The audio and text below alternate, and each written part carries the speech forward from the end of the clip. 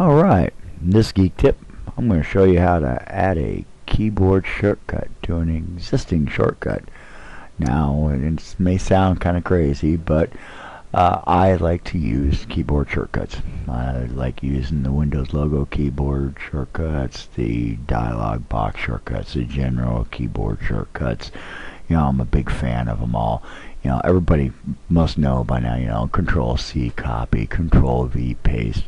Well, you can actually add these type of keyboard key combinations to shortcuts too. That way you don't have to go to the start menu, taskbar, desktop to click on an icon. You can actually just use a combination of 3 keys. So let me show you what I'm talking about.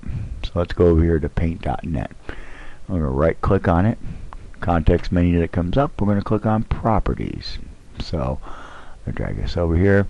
You'll notice halfway down, you notice it actually opens up on the shortcut dialog or shortcut tab on the properties dialog box for that shortcut. So down here about halfway down you'll see shortcut key, none.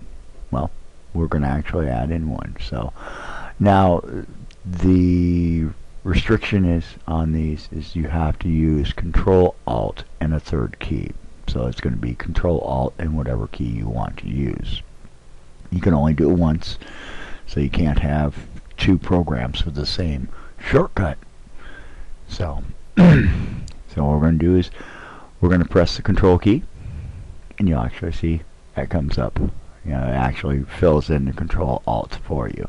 So normally I use either the first letter of the program name or a letter that is close to Control and Alt.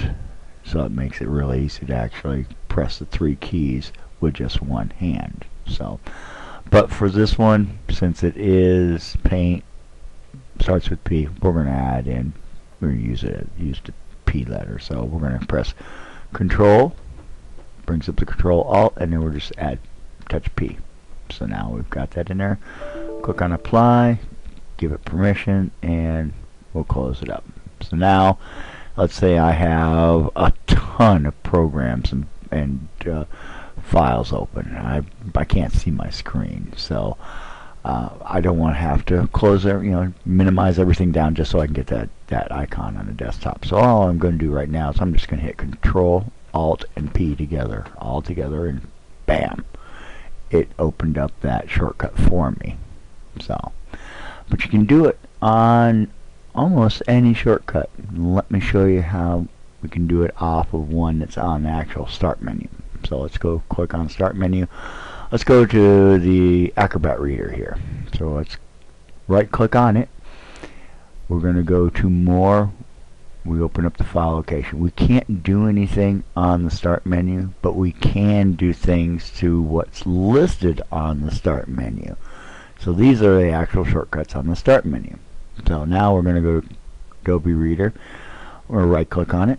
Context menu comes up. We're going to click on Properties. And as you can see, we have no shortcut key on there. So Acrobat A, let's go ahead and just use A as our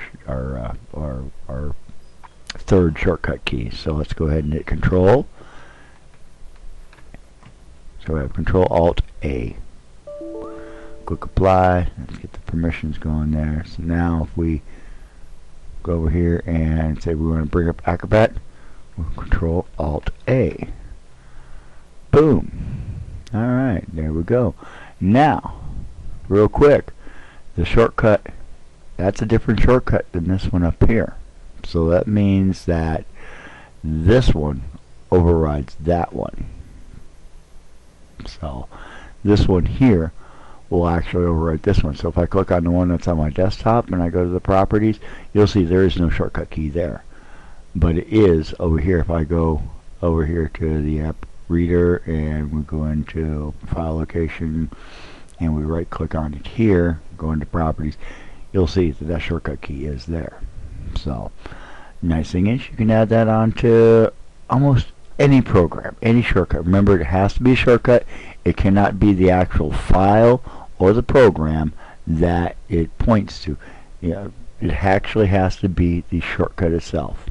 But other than that, it's one of those really, really helpful things that, I love to use. I have several programs set up that way.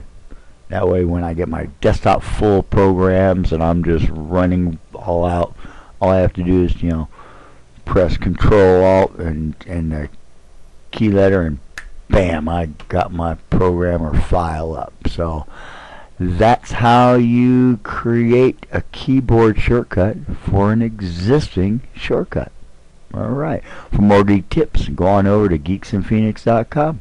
Alright, have a great day, and we'll talk to you later.